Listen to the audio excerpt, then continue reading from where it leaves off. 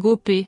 À 20 ans, il a grandi avec Tony Parker qu'il a accroché au wagon NBA, et est devenu fan du Magic du duo Dwight Howard et Hedo Turkoglu, deux de ses joueurs préférés, au début des années 2010. Depuis, il n'a plus lâché la franchise, et se lève souvent, la nuit, pour assister aux perfs d'Evan Fournier, le marqueur le plus régulier d'Orlando depuis 3 saisons.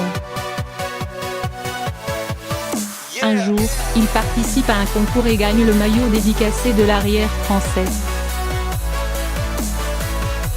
Premier contact. Ensuite, ça s'est enchaîné, raconte-t-il. Je répondais de temps en temps à cet oui, parfois je lui envoyais un message privé pour lui dire bien joué, ou le vanner un peu, sur ses cheveux surtout.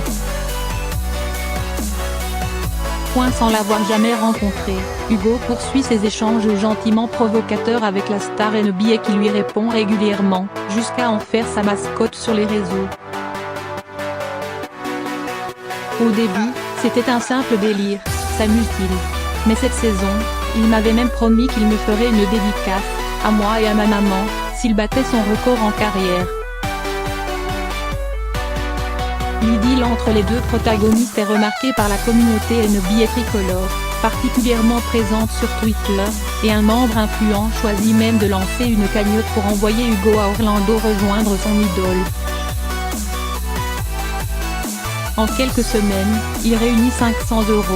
C'est alors qu'intervient Fournier, qui promet de compléter la cagnotte pour le petit Hugo s'il atteint 100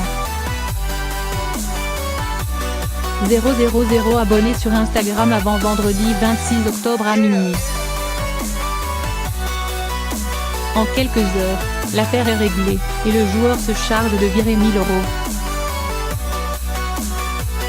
Chose promise, chose due, avec un petit bonus. En vrai, t'as un passeport ?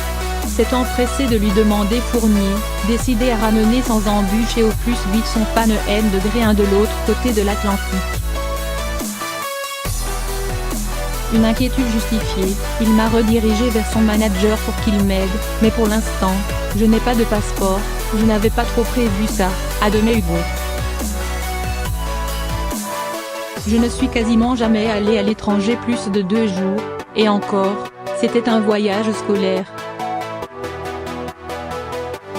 Je n'ai jamais vu de match NBA en vrai. Ça va être une grande première.